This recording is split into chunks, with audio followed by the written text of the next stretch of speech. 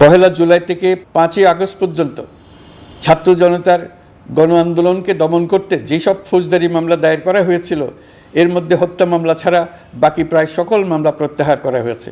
সাংবাদিক সাগর রনি হত্যাকাণ্ড সহ বহুল আলোচিত 5টি হত্যাকাণ্ডের তদন্ত ও বিচার অগ্রাধিকার ভিত্তিতে ও দ্রুততম সময়ে নিষ্পত্তির জন্য সহায়তা প্রদান করা হচ্ছে। সংবাদ মাধ্যম ও মত প্রকাশের পূর্ণ স্বাধীনতা ইতিমধ্যে নিশ্চিত করা হয়েছে। আমরা সবাইকে বলে দিয়েছি, আপনারা মন খুলে আমাদের সমালোচনা করুন, আমরা সবার মতামতের প্রতি শ্রদ্ধাশীল। আমার অনুরোধে সংযুক্ত আরব আমিরাতের 57 জন বাংলাদেশি যারা ফ্যাসিবাদ বিরোধী বিক্ষোভে অংশগ্রহণ করা বিভিন্ন মেয়াদে কারাদণ্ডে দণ্ডিত হয়েছিলেন তাদের সাধারণ ক্ষমা ঘোষণা করেছেন সে দেশের সরকার। গণ অভ্যুত্থানের শহীদদের স্মৃতি ধরে রাখতে সরকার তার যাত্রা লগ্নে জুলাই গণহত্যা স্মৃতি ফাউন্ডেশন নামে একটি ফাউন্ডেশন প্রতিষ্ঠার উদ্যোগ নেয়। এখন সেই ফাউন্ডেশন তৈরি হয়েছে। সকল শহীদ পরিবার এবং আহতদের সর্বোত্তম চিকিৎসা সহ তাদের পরিবারের সম্পূর্ণ দায়িত্ব এই ফাউন্ডেশন গ্রহণ করছে। এই ফাউন্ডেশনে দান করার জন্য দেশের সকল মানুষ এবং বিদেশে অবস্থানরত বাংলাদেশিদের আমরা আহ্বান জানাচ্ছি। আমাদের সরকারের প্রথম মাস কাটল, দ্বিতীয় মাস থেকে আমরা নতুন বাংলাদেশ গড়ার ভিত্তি হিসেবে নতুন শ্রমিক মালিক সম্পর্কের সূচনা করতে চাই। এটা দেশের সবার কাম্য। দেশের নতুন প্রজন্ম নির্ভয়ে যেন তাদের ভবিষ্যৎ নিয়ে এগিয়ে যেতে পারে, আমরা সেই লক্ষ্যে কাজ করছি। আমাদের দায়িত্ব অনেক। ন্যায়ভিত্তিক একটা সমাজ গড়ে তোলার জন্য একসাথে অনেকগুলো কাজ আমাদের হাত দিতে হবে। পহেলা জুলাই থেকে 5ই আগস্ট পর্যন্ত ছাত্র জনতার গণ আন্দোলনকে দমন করতে যেসব ফৌজদারি মামলা দায়ের করা হয়েছিল এর মধ্যে হত্যা মামলা ছাড়া বাকি প্রায় সকল মামলা প্রত্যাহার করা হয়েছে। এইসব মামলায় গ্রেফতারকৃত সকলে মুক্তি পেয়েছে। দায়িত্ব গ্রহণের শুরুতেই অন্তর্বর্তীকালীন সরকার বিচার বিভাগের বড় সংস্কারের কাজে হাত দিয়েছে। যোগ্যতম ব্যক্তিকে প্রধান বিচারপতি নিয়োগ দেওয়াতে মানুষের মনে নতুন আশার সঞ্চার হয়েছে।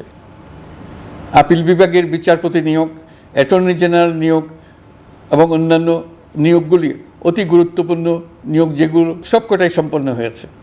সন্ত্রাস দমন আইন ও ডিজিটাল সাইবার নিরাপত্তা আইনে দায়েরকৃত মিথ্যা হয়রানিমূলক মামলাগুলো প্রত্যাহার করা হচ্ছে। সাইবার নিরাপত্তা আইন সহ বাংলাদেশে বিদ্যমান সকল কালো আইনের তালিকা করা হয়েছে। অতি সত্বর এই সকল কালো আইন বাতিল ও প্রযোজ্য ক্ষেত্রে সংশোধন করা হবে। সাংবাদিক সাগর রনি হত্যাকাণ্ড সহ বহুল আলোচিত 5টি হত্যাকাণ্ডের তদন্ত ও বিচার অগ্রাধিকার ভিত্তিতে ও দ্রুততম সময়ে নিষ্পত্তির জন্য সহায়তা প্রদান করা হচ্ছে। সম্প্রতি আমরা বলপূর্বক গুম থেকে সকল ব্যক্তির সুরক্ষার জন্য আন্তর্জাতিক কনভেনশনের সনদে স্বাক্ষর করেছি। ফলে স্বৈরাচার দ্বারা প্রতিষ্ঠিত গুম সংস্কৃতির সমাপ্তি ঘটানোর জন্য আন্তর্জাতিকভাবে আমরা প্রতিজ্ঞাবদ্ধ হলাম। এছাড়া আমরা ফ্যাসিবাদ শাসনের 15 বছরে গুমের প্রতিটি ঘটনা তদন্ত করার জন্য পৃথক একটা কমিশন গঠন করছি। যেসব পরিবার তাদের নিখোঁজ পিতা, স্বামী, পুত্র এবং ভাইদের পাওয়ার জন্য বছরের পর বছর যন্ত্রণার সাথে অপেক্ষা করছেন, আমরা আপনাদের বেদনায় সমব্যথী।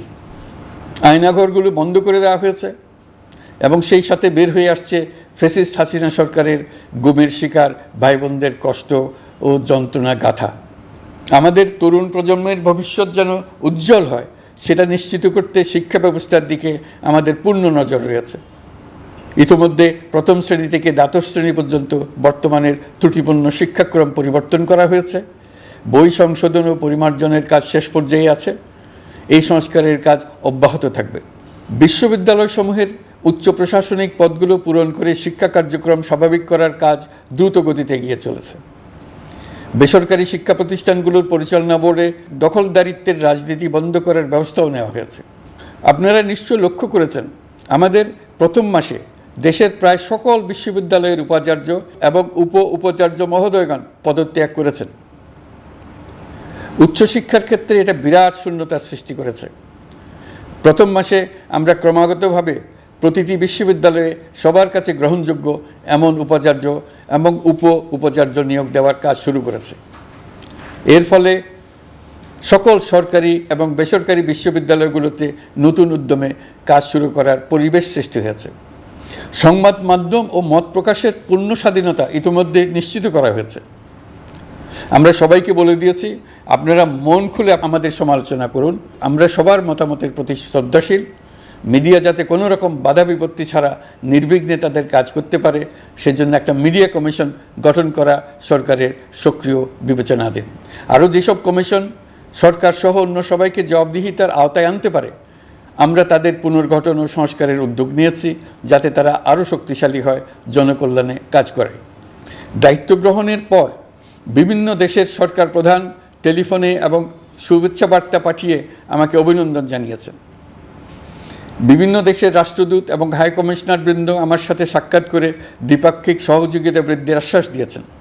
আমার অনুরোধে সংযুক্ত আরব আমিরাতের 57 জন বাংলাদেশি যারা ফ্যাসিবাদ বিরোধী বিক্ষোভে অংশগ্রহণ করা বিভিন্ন মেয়াদে কারাদণ্ডে দণ্ডিত হয়েছিলেন, তাদের সাধারণ ক্ষমা ঘোষণা করেছেন সে দেশের সরকার। ইতিমধ্যে তাদের কয়েকজন দেশে ফিরে এসেছেন। এই ক্ষমা প্রদর্শন ছিল অতি বিরল একটি ঘটনা। এই জন্য আমি সংযুক্ত আরব আমিরাতের রাষ্ট্রপতি শেখ মোহাম্মদ বিন জায়েদ আল নাহিয়ানকে ধন্যবাদ ও কৃতজ্ঞতা জানিয়েছি আপনাদের সবার পক্ষ থেকে। যে সমস্ত সরকার প্রধানের সঙ্গে আমার টেলিফোনে যোগাযোগ হয়েছে, তাদের মধ্যে রয়েছেন ভারতের প্রধানমন্ত্রী নরেন্দ্র মোদী, পাকিস্তানের প্রধানমন্ত্রী শাহবাজ শরীফ। আমরা ভারত এবং অন্যান্য প্রতিবেশী রাষ্ট্রসমূহের সঙ্গে সুসম্পর্ক চাই, তবে সেই সম্পর্ক হতে হবে ন্যায্যতা এবং সমতার ভিত্তিতে। ভারতের সাথে আমরা ইতিমধ্যে বন্যা মোকাবেলায় উচ্চ পর্যায়ে দ্বিপাক্ষিক সহযোগিতার আলোচনা শুরু করেছি। দক্ষিণ এশিয়ায় আঞ্চলিক সহযোগিতা বৃদ্ধির লক্ষ্যে আমি সার্ক রাষ্ট্রগোষ্ঠী পুনর্জীবিত করার উদ্যোগ নিয়েছি। আমরা চাই আমাদের দেশ যেন একটি গণতান্ত্রিক দেশ হিসেবে বিশ্বের কাছে সম্মানের সাথে পরিচিত হয়। দেশের পরিকল্পনা যেন দেশের মানুষ কেন্দ্রিক হয়, কোনো নেতা বা দল কেন্দ্রিক না হয়। আমরা স্বৈরাচারী হাসিনা সরকারের অহেতুক কোটি কোটি টাকা ব্যয়ের প্রকল্প বাস্তবায়িত হতে দেখেছি, যেগুলো কখনোই দেশের মানুষের জন্য ছিল না, বরং এর সাথে জড়িত ছিল কুৎসিত আমিত্ব এবং বিশাল আকারের চুরি।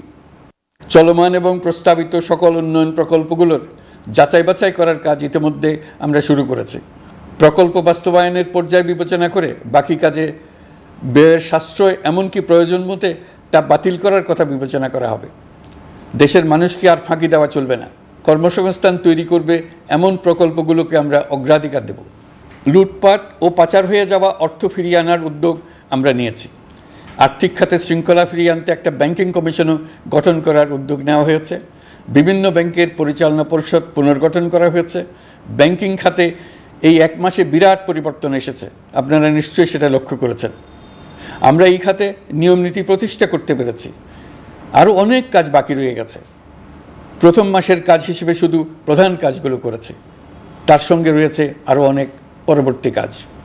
ফ্যাসিবাদী সরকার লুটপাট করার জন্য নতুন করে 60,000 কোটি টাকা ছাপিয়ে বাজারে ছাড়ার কারণে মুদ্রাস্ফীতির শিকার হয়েছে দেশের মানুষ। এই অতুলনীয় মুদ্রাস্ফীতি নিয়ন্ত্রণ অন্তর্বর্তী সরকারের অন্যতম প্রধান লক্ষ্য। মুদ্রাস্ফীতি নিয়ন্ত্রণের লক্ষ্যে পলিসি সুদের হার বৃদ্ধি করে 9% উন্নীত করা হয়েছে। মূল্যস্ফীতি থেকে সাধারণ মানুষকে সুরক্ষা দেওয়ার উদ্দেশ্যে ওএমএস, খাদ্যবান্ধব কর্মসূচি সহ সুলভ মূল্যে প্রান্তিক মানুষের কাছে নিত্য প্রয়োজনীয় দ্রব্য সরবরাহ চলমান রাখা হয়েছে। মূল্যস্ফীতি মোকাবেলায় চলতি অর্থ বছরে চাল ও গম আমদানির জন্য 5,800 কোটি টাকা, আভ্যন্তরীণ সংগ্রহের জন্য 8,900 কোটি টাকা এবং খাদ্য ভর্তুকির 3টি প্রোগ্রামের জন্য 7,360 কোটি টাকা বরাদ্দ রাখা হয়েছে। বিভিন্ন স্টেক হোল্ডারের সাথে সভা করে মূল্যস্ফীতি নিয়ন্ত্রণের করণীয়সমূহ চিহ্নিত করা হয়েছে। পরিচালন ও উন্নয়ন ব্যয় যৌক্তিক পরিমাণে হ্রাস করার জন্য কার্যক্রম গ্রহণ করা হয়েছে। কৃষিপণ্য উৎপাদনের জন্য সার আমদানির ক্ষেত্রে প্রয়োজনীয় বৈদেশিক মুদ্রার সরবরাহ নিশ্চিত করার পদক্ষেপ নেওয়া হয়েছে। প্রকৃত চাষিগণ যাতে কৃষি ঋণ পেয়ে থাকেন তা নিশ্চিত করার উদ্যোগ নেওয়ার পাশাপাশি কৃষি ঋণের পরিমাণ বৃদ্ধি করা হয়েছে। মার্কিন ডলারের বিপরীতে টাকার বিনিময় হার স্থিতিশীল রাখার লক্ষ্যে বৈদেশিক মুদ্রার বিনিময় হারকে বাজারভিত্তিক করা হয়েছে।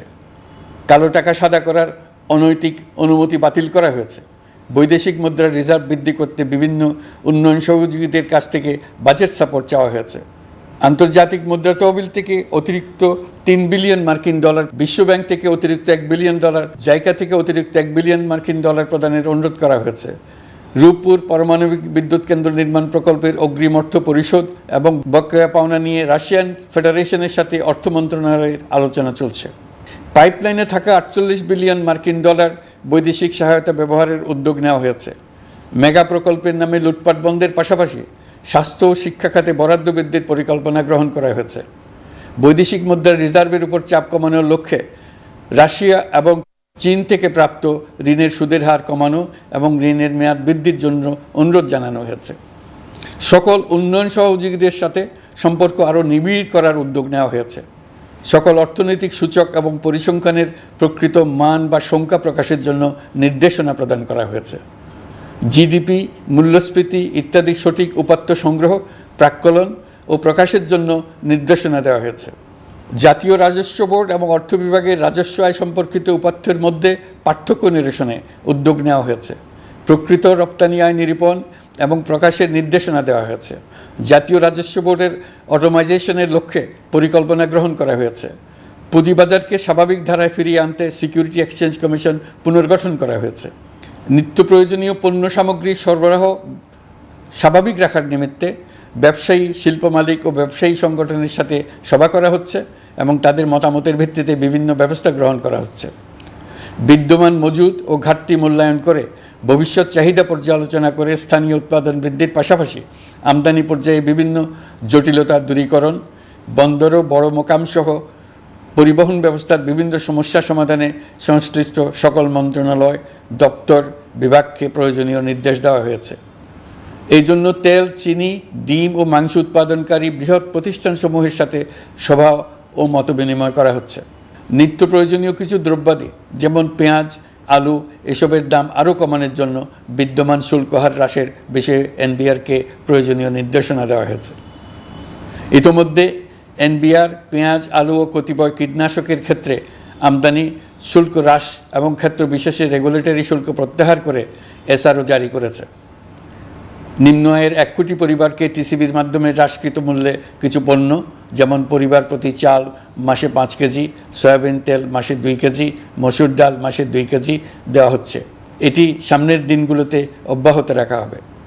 সরকার দায়িত্ব গ্রহণের পর জনপ্রত্যাশা অনুযায়ী বিদ্যুৎ, জ্বালানি ও খনিজ সম্পদ মন্ত্রণালয় হতে বিদ্যুৎ ও জ্বালানির দ্রুত সরবরাহ বৃদ্ধি আইনের অধীনে চলমান সকল প্রকার নেগোসিয়েশন, প্রকল্প বাছাই এবং ক্রয় প্রক্রিয়াকরণ কার্যক্রম আপাতত স্থগিত করা হয়েছে। গত 1.5 দশকে এই আইন ব্যবহার করে লক্ষ কোটি টাকা লুটপাট হয়েছে। বিদ্যুৎ, জ্বালানি ও খনিজ সম্পদ মন্ত্রণালয়ের আওতাধীন কোম্পানিসমূহে অধিকতর স্বচ্ছতা ও জবাবদিহিতা আনার লক্ষ্যে কোম্পানিসমূহের পরিচালনা পর্ষদ পুনর্গঠন করা হয়েছে। প্রকৌশল, ভূতত্ত্ব এবং খনিজ হিসাব বিষয়ে অধ্যয়ন করেছে এমন ছাত্র প্রতিনিধি অন্তর্ভুক্ত করার জন্য উদ্যোগ গ্রহণ করা হয়েছে। এই খাতে অধিকতর সক্ষমতা, গতিশীলতা এবং জবাবদিহিতা নিশ্চিত করার লক্ষ্যে বিশেষজ্ঞগণের সমন্বয়ে একটি কমিটি গঠন করা হয়েছে। জ্বালানি তেলের মূল্য জনপ্রত্যাশা অনুযায়ী সহনশীল রাখতে অকটেন ও পেট্রোলের দাম 6 টাকা, ডিজেল ও কেরোসিনের দাম 1 টাকা 25 পয়সা কমানো হয়েছে। 37 দিন বন্ধ থাকার পর গত 25 আগস্ট হতে মিরপুর 10 ও কাজীপাড়া স্টেশন ছাড়া বাকি সব স্টেশনে মেট্রো রেল পুনরায় চালু করা হয়েছে। ভুয়া মুক্তিযোদ্ধাদের চিহ্নিত করার লক্ষ্যে বিশেষ করে মুক্তিযুদ্ধের সময় যাদের বয়স 12.5 বছরের কম ছিল তাদের মুক্তিযুদ্ধ তালিকা হতে বাতিলের জন্য সুপ্রিম কোর্টে লিভ টু আপিলের পদক্ষেপ গ্রহণ করা হয়েছে। মুক্তিযোদ্ধা কল্যাণ ট্রাস্টের আওতাধীন বেদখলকৃত স্থাবর সম্পত্তি উদ্ধারে প্রয়োজনীয় ব্যবস্থা গ্রহণ করা হয়েছে। গৃহায়ন ও গণপূর্ত মন্ত্রণালয় কর্তৃক গৃহীত বরিশাল, রংপুর, ময়মনসিংহ উন্নয়ন কর্তৃপক্ষ আইন এর খসড়া তৈরির কার্যক্রম নেওয়া হয়েছে। পূর্বাচল নতুন শহর প্রকল্প, ঢাকার আশেপাশে স্যাটেলাইট সিটি নির্মাণের রোডম্যাপ চূড়ান্তকরণের উদ্যোগ নেওয়া হয়েছে। বিধি বহির্ভূত প্রদত্ত প্লট ও ফ্ল্যাটের বরাদ্দ বাতিলের উদ্যোগ নেওয়া হয়েছে। অতীতে শুধুমাত্র আওয়ামী মতাদর্শী না হওয়ার কারণে 28তম থেকে 42তম বিসিএস পর্যন্ত বিপিএসসি কর্তৃক সুপারিশকৃত অনেক প্রার্থী নিয়োগ বঞ্চিত হয়েছেন। 8ই আগস্ট পরবর্তী সময়ে এর মধ্যে এদের 259 জনকে নিয়োগ দেওয়া হয়েছে। মাঠ প্রশাসনকে জনবান্ধব এবং দুর্নীতিমুক্ত, জবাবদিহিমূলকভাবে গড়ে তোলার জন্য সব ধরনের উদ্যোগ নেওয়া হয়েছে। সরকারি কর্মচারীদের বাধ্যতামূলকভাবে সম্পদ বিবরণী দাখিলের নির্দেশ দেওয়া হয়েছে এবং এটা প্রতি বছর তাদেরকে করতে হবে। ধ্বংস হয়ে পড়া একটা জনপ্রশাসনকে নিয়ে যাত্রা শুরু করেছি। মন্ত্রণালয়গুলোর উচ্চতম পদে যারা নিয়োজিত ছিলেন তারা অনেকে দায়িত্ব ছেড়ে চলে গেছেন, কিংবা পদে থাকলেও সহকর্মীদের চাপের মুখে কাজ করতে পারছিলেন না, বাধ্য হয়ে পদত্যাগ করেছেন। আর যারা 16 বছরের স্বৈরাচারী শাসনের আমলে পদত্যাগে বাধ্য হয়েছিলেন কিংবা দায়িত্ববিহীন অবস্থায় একই পদে থেকে বাধ্য হয়েছেন, তাদের সবার কথা বিবেচনা নিয়ে জনপ্রশাসনকে নতুন করে দাঁড় করানোই ছিল আমাদের প্রথম মাসে কঠিনতম সময়।